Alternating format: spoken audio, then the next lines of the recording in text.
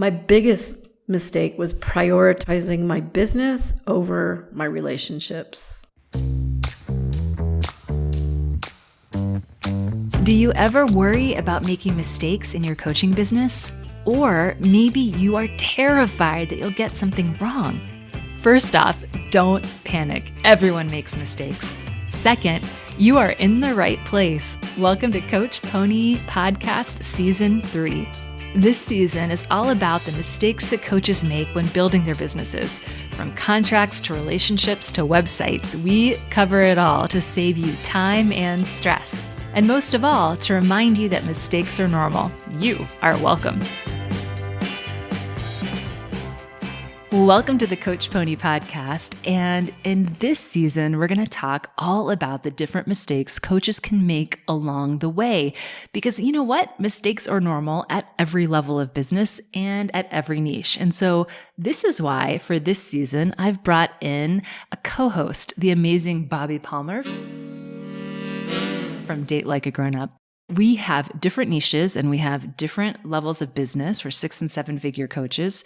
And I wanted to share some of our mistakes because what you're going to discover is despite our different niches and our different business levels, a lot of the mistakes we make are the same. So I wanted to normalize that it's okay to make mistakes and you got to do it to move your business forwards. So with that, I want to introduce the lovely Bobby Palmer. Say hello, Bobby. Hey, Christy. And I was just thinking, I wonder why you invited me to talk about mistakes. Should I take that personally? No, really, I think it's really interesting to hear about mistakes from different perspectives and different business levels. And I thought, who better than Bobby Palmer, because you are so open and honest about the mistakes that you make. Yeah, it's important.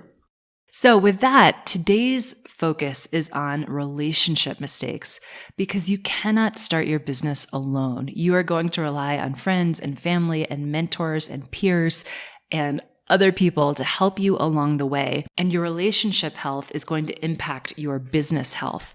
And a lot of coaches make a very specific mistake in their relationships when they start their business. And it's one that Bobby made. It's one that I made. And I really want to unpack it today.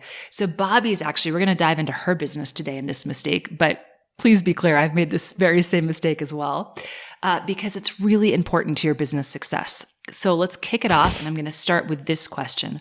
Bobby, what was your biggest relationship mistake with your business? My biggest mistake was prioritizing my business over my relationships. All right, so let's dig into this because this is a common mistake. So first of all, tell me, what do you mean by prioritizing your business over relationships? What did that look like? It looked like 24/7 thinking about business, talking about business, working in my business, 100 hours a week working. What my husband wanted to do was always secondary to what I was working on at the time or what I had to work on next. And my friends, being with my friends was like, hi, how you doing? Okay, let's talk about my business for 2 hours. It was just all about my business, which means to them, it was all about me. So I think you've sort of hit the nail on the head here, but let's just really make it crystal clear. Tell me, why is this such a big mistake? Oh, it's so clear. First of all, I mean, the obvious part is the big mistake is it ruins your relationships, right? But the part that also maybe you don't realize till you learn a lot later is it really keeps your business down. I mean, like you said, in order to be successful, you have to rely on your partners, your friends, your family, your peers. And so if you're ruining those relationships by obsessing and by being uninteresting and by sort of demanding and taking advantage of people and making it all about you, you don't get that help in your business. So it's sort of cyclical and it's no good for your personal life. It's no good for your heart and it's no good for your business. Yeah, no, that makes total sense to me. But tell me, why? Why do you think this is such a common mistake? Why did you end up prioritizing your business to the detriment of everything else? Tell me more about that. First of all, it's fun. Woohoo! It's really exciting, right? You make this huge decision in your life and you tell people about it. And so it's exciting, it's challenging. You want to, there's like this absolute, compulsion to succeed, right? So, you work on it and you work on it and you work on it and you're learning and you're trying and it all encompassing.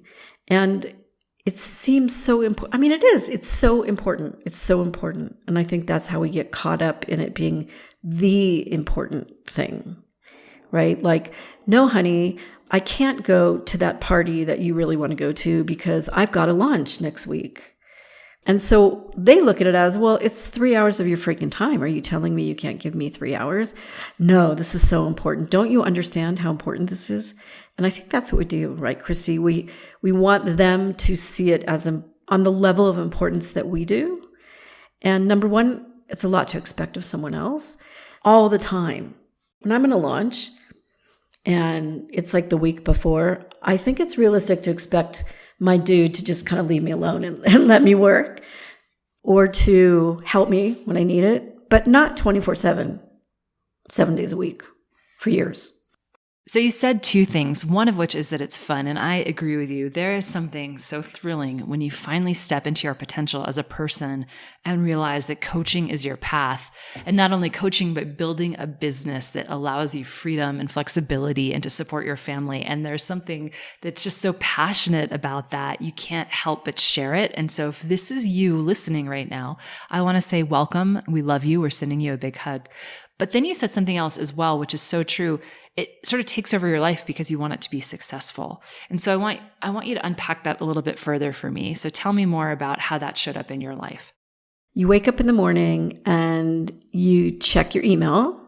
You want to see if people emailed you and to tell you how fabulous you are, or that they read your blog and it was amazing, or that you made a sale, right? So first thing in the morning, you're checking, how's my business doing? And then you've got 50 other things on your to-do list. And if you're like me, you've procrastinated. So you've got maybe 80. And then you've got clients to serve, hopefully, right? At the very beginning, you've got a couple and they're so important. And you're learning, so things go slower. You're creating things from scratch from the beginning. I mean, I'm 12 years in, so luckily there's not a lot of that anymore. Then there's the idea, well, do you have people on your team? Do you need help with this? Who do you talk to? I mean, there's so many decisions. It can be really exhausting. And if you're trying to do it all yourself, like if you're on the flip side and you're trying to do everything yourself and not talking to other people about it or not asking other people to help you, that's a whole nother thing too. It takes a lot of energy and a lot of time.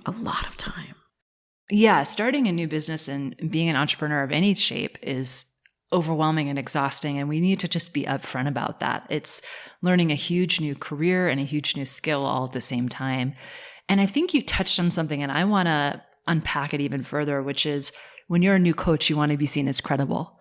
And so it's really important that you show up and you look good and you do this stuff. And that desire is human, right? Because you don't want to go to somewhere and have someone say, how's your business? And you say, oh, it's terrible. No, you want to say it's good. So I think your business can take over your life because you're trying so desperately to prove that you can do it while you learn. And so I think you touched on that, Bobby, and it's something that we want to keep in mind. That's why it happens a lot. Coming from a place of good, you just want to be successful, but it can start to show up ugly. Yeah. As you get into it, as it sort of takes over, because it can exclude so many other things as you try to be successful. Yeah, absolutely. And a couple of things. One is some of it's really fascinating, right? I mean, you're learning but also interacting with clients and helping clients. It really is interesting. And it's like, for what I do with date coaching, you learn so much about human nature. And if you want to learn like all your flaws and all your weaknesses, become an entrepreneur, right? I mean, you're learning about yourself like every freaking minute of the day. But that's interesting to you, not to all your friends when you're at the dinner party. And the other thing I wanted to say is, just stepping back for a minute, going to that 3-hour party. Number one, you don't need to work those 3 hours, but it's going to help your work when you do. I mean, that's what I finally learned. I mean, I finally hit bottom. My marriage almost ended because of this. I want that out there loud and clear. Yes, I'm a dating and relationship coach. I do this for a living. And 2 years into my business, I almost lost everything because I was so obsessed. And I had to hit bottom with my husband basically saying, you just better fix this. He should have said it earlier, by the way. But we get just wrapped up.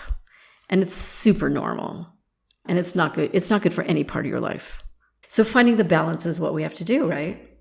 I love that you shared that you kind of had to hit rock bottom with this, but you also, by saying that, you kind of shared something interesting, which is by doing this entrepreneurial path and getting wrapped up in your business, a good thing came out of it, which is you uncovered a communications issue with your husband that might not have come to bear so clearly or so quickly if you hadn't started a business. So this mistake actually helped find something that might have impacted your marriage later. Is that fair? Yeah, it's fair. And it's big time. I mean, really big time. And I hope for other people, especially, if you're listening and you're thinking, am I like, really, could I be like that? And could I be making some changes with my friends and my partner? Don't wait to hit bottom like I did. That's why we're here, right? Talking about this for people. But yeah, it did uncover a lot of things. And it also uncovered, because it was relatively early on in our marriage too.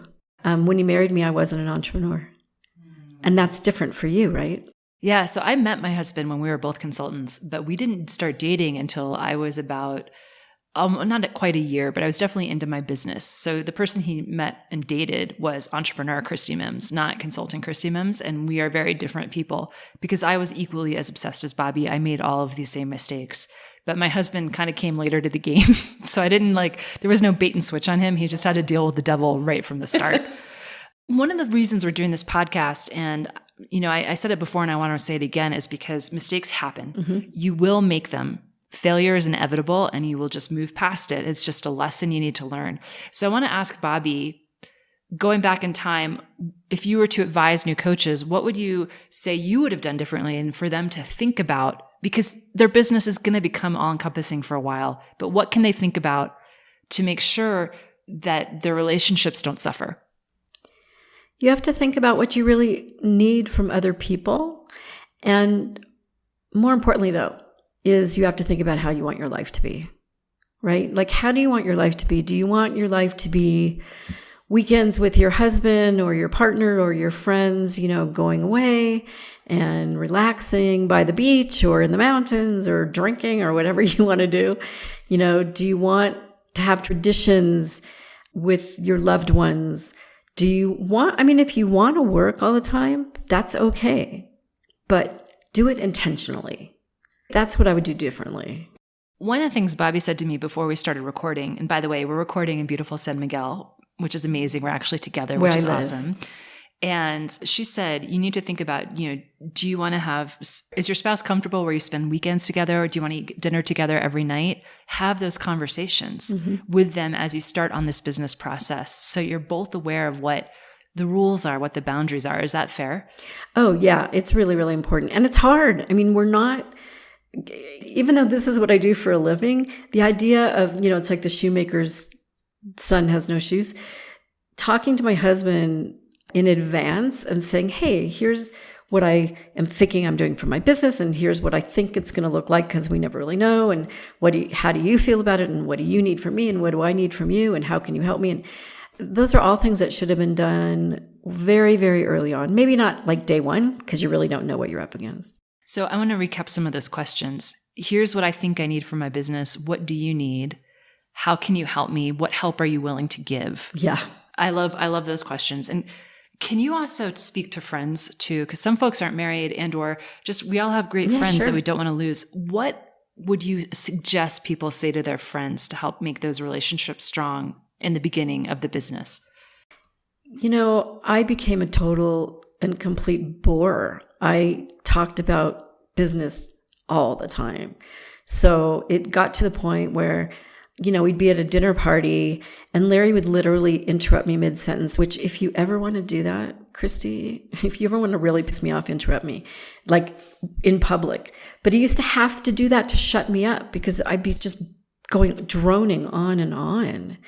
So with friends, I just kept talking about business too, and they just became really bored. I mean, a little bit is one thing. I was being really self-centered, so that's not attractive at all. I wasn't listening to them because I was so into myself and what was going on with me. And I lost friends. I literally lost friends. There were people that were like, I don't really want to, I know this now. I didn't know it then. and this was, 10 years ago, that are no longer in my life because they just got sick of me. It just makes me feel pretty crappy, even to this day. So if you could go back in time, what would you do differently with your friends? I would talk to them in advance and I would warn them, because it's not like you can just go, oh, I just won't talk about my business, because it's so over-encompassing, right? So I would go back and I would just have a really serious conversation with them and just say, look, I'm like so obsessed with this and I get that you're not. And I would give them permission to ask me to change the subject and or listen to them. That was literally what it would have been required, because I was so focused on myself and the biz. So just like I would in life now, when you're going through certain parts of your life, I recommend that with any relationship. When you're sort of feeling really, self-centered and self-focused, is just ask permission. It's okay to do it once in a while, right? I agree. And I'm hearing the theme again and again of communication and proactive communication. And I want to agree with you there too, because for me, I felt like once I started to get a lot of clients, I lost some of my mental ability to support some of my friends in the same way I had before, because all of my energy was going to my clients. And I wish at the time I had tapped into my coaching skills. Like, the good news is we all have these great communication skills because we're coaches, and just proactively said, hey, I'm really struggling. I don't have time to quite drop everything and spend 2 hours with you on the phone about something that doesn't feel that important to me right now, and maybe that's not quite the right way, but I think proactive communication is definitely the way to go, and to understand you're shifting into a different type of being. Yeah. You're a coach entrepreneur. That's different. Yeah. And it's okay to expect your loved ones that care about you to give you that space to be really excited and to be really interested and to be really into it and want to talk about it. And if they can't, because that does happen too, there are some people that just like wanted no part of it. And it was such a big part of my life. It's like when you're getting married, or it's like when you are taking this wonderful trip and you want to talk about it. You have to have people allow you to do that. But again, not 24/7 like we can do. She's shaking her head and going, yeah, that's what we do. Yes, I'm nodding very excitedly. So you can have expectations. I think it's realistic with your spouse, with your partner, with your friends, to support you in that way of listening and even sometimes pretending like they care. But there has to be that balance. And if I could give a tip on this, I think give yourself some boundaries. As a coach, know that this is hugely exciting to you. Bring that passion, but periodically take a night off. Take a night off from your business and just be a human again, and, take a vacation from it every now and again, and just let it go for a second or two, just so you maintain a little bit more of that well-rounded human being, especially in the beginning. And that person will be a better coach and a better business person, not just a better partner and friend. So with that, I want to go to our lightning round, where we share some fast tips to help you build better relationships that will support your business. But first, as always, we're brought to you by something sweet, because the lightning round is the sweet part of this interview. And that is some amazing Colombian chocolate that Bobby gifted me when I showed up on her doorstep. I can't pronounce it because I am a terrible linguist, but it is 75% dark chocolate, and I've eaten 2/3 of it already, and I have not been here for that long. And in addition, the lightning round is brought to us by Build a Real Business, which is the Coach Pony 9-week super detailed online program with real life support to help you build a business full of happy paying coaching clients. And if this sounds like something you want or need, come on over to coachpony.com/barb-invite, BARB-invite, and grab your invitation to join us and build your own dream business. All right, let us start the lightning round. So, Bobby, are you ready? I'm ready. Go. Bobby, tip number 1. Don't let your business control your life and your lifestyle. Do it the other way around. I love that. It's very true. You're in this business not just to help people, but to design a life for yourself. So balance those things. How about you, Christy? Tip number 2.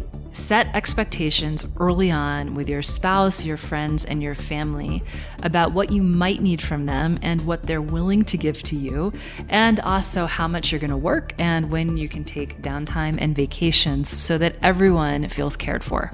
And I would say that maybe you don't know how to do that. A lot of people don't know how to have those conversations, and that's a skill most of us need to learn. So don't be afraid to learn some skills and know in advance what you need and what your expectations are before you have the conversations. It'll go really well for you. All right, relationship tip number 3. You can't and don't want to do this alone. It's just not fun that way. So you want to have other people be with you on this journey, but take our other 2 tips to make sure that it's advantageous for you and it makes you happy. Yeah, no business was built by itself. So you're going to need friends and family and peers and mentors, and they're all going to serve different purposes, but start collecting them because it's not fun to do this alone. Bobby's right. And we want to have fun. And we do want to have fun. That is why we are here. So to that end, we're about to wrap up this episode of the podcast. I hope you got something helpful from it. And the next episode is also going to talk about relationships, but it's going to talk about relationships with your clients. Yes, we're going to get into contracts and contract mistakes. So if that sounds good to you, make sure to hit subscribe so you don't miss out on the next episode. Now, before we go, again, our theme is to help normalize mistakes and make sure that you understand that they will happen and it is okay. So we want to close out by being super cheesy as we are. And are you ready, Bobby? I'm ready. Okay. 1, 2, 3. Remember, you can't be great without making... And we totally made a mistake. We're going to leave this in. Okay. 1, 2, 3. Remember, you can't be great without making mistakes. Yeah. All right, everyone. We'll see you on the next episode. Thanks for listening. If you loved this episode, hit subscribe and leave us a review. We appreciate you. And if you want to avoid more mistakes in your business, then join Build a Real Business, our 9-week online program to help you find happy paying clients. It's the step-by-step training and real life support you need to build a coaching business that you love. You can find it over at coachpony.com/barb-invite. That's coachpony.com/BARB-invite. Saddle up, let's ride.